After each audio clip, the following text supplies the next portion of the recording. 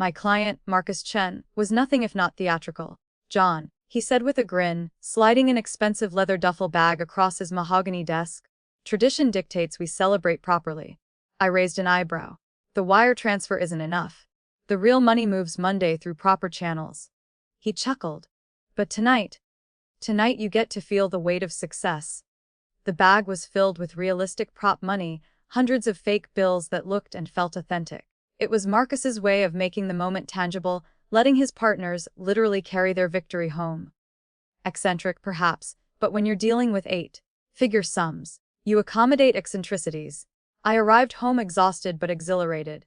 Rhea was waiting in the living room, wine glass in hand, still in her silk work blouse. 5 years of marriage and she still took my breath away. "That's quite the bag," she said, eyeing the leather duffel. "Heavy celebration." I kissed her forehead. "Fake bills, real victory." Her eyes lit up with genuine excitement. "Fake money. All for show. The real transfer happens Monday morning through escrow."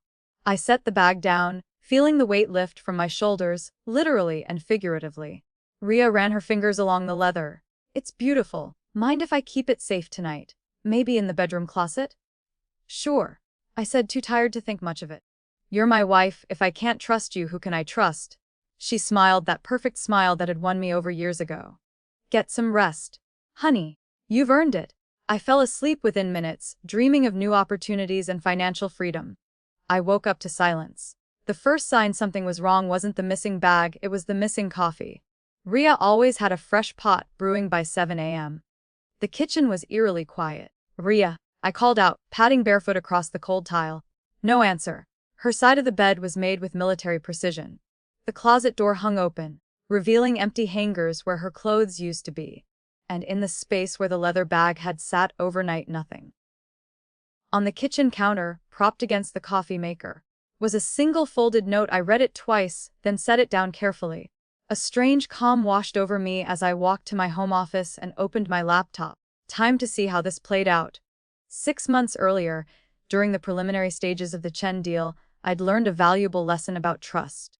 A junior partner at my firm had tried to undercut me on a smaller contract, and I realized that in high-stakes business, paranoia isn't a character flaw, it's a survival skill. That's when I commissioned the special bag. It looked identical to a standard luxury duffel, but the bottom lining concealed a GPS tracker, disguised as a designer logo tag. Not because I expected theft, but because in my line of work, you prepare for every contingency. I opened the tracking app on my phone. A red dot pulsed steadily, moving south along Highway 17 at 68 mph. Next, I pulled up the security camera footage from our home system. The timestamps told the story. Rhea says 17 a.m. is tiptoeing out the front door, bag in hand. 2:19 a.m. she stops at a waiting car, kisses someone tall and familiar. 2:21 a.m. both figures load the bag into a sedan before driving away. I zoomed in on the second figure. Even in the grainy footage, I recognized him immediately. Darren Walsh, my former gym partner and supposed friend.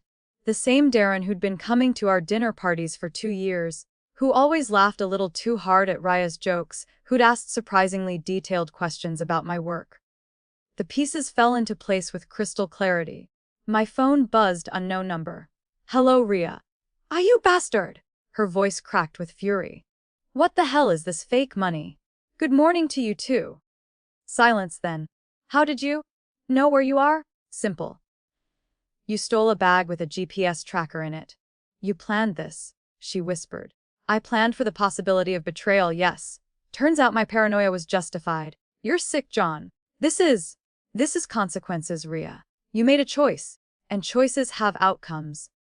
I could hear muffled arguing in the background, probably Darren realizing they'd been played. "The police are already on their way," I continued matter-of-factly. "I filed a theft report an hour ago, complete with video evidence and your boyfriend's license plate number." "You wouldn't." "I already did. Enjoy explaining this to the judge." I hung up and poured myself a cup of coffee. For the first time in hours, I smiled. The GPS tracker stopped moving 20 minutes after our call. They'd either ditched the car or discovered the device, didn't matter. The legal machinery was already in motion. Even though the bag contained fake money, the intent to steal and the connection to a major business deal elevated this beyond simple theft. My client's legal team had already filed supporting documentation, making it a federal matter involving corporate fraud. By noon, I received a text from Detective Sarah Morrison, who'd handled the case. 2 hours later, I sat in a sterile conference room at the police station, providing my formal statement. The detective slid a folder across the table containing photographs from the arrest. Darren, face down on the hood of his car, hands cuffed behind his back. Rhea in the background, makeup streaked, shouting at the officers with bare feet on the gravel driveway of their rented cabin. "What would you like us to do?" Detective Morrison asked. "We can push for felony charges or," I said, "on one condition." "What's that?" "The arrest records remain public. No sealing. I want this to follow them." She nodded. "That's your right."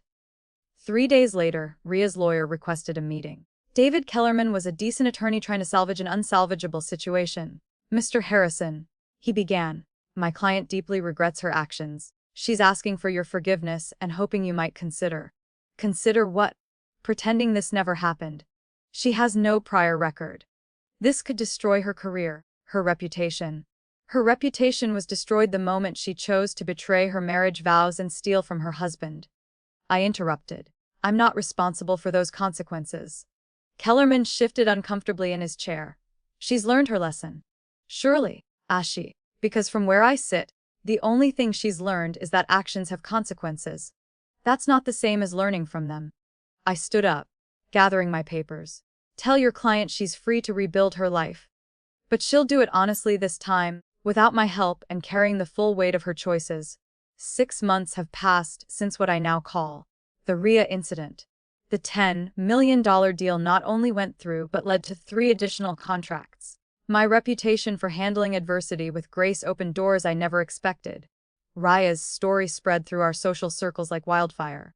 Mutual friends reached out with apologies and support. Her own family disowned her publicly.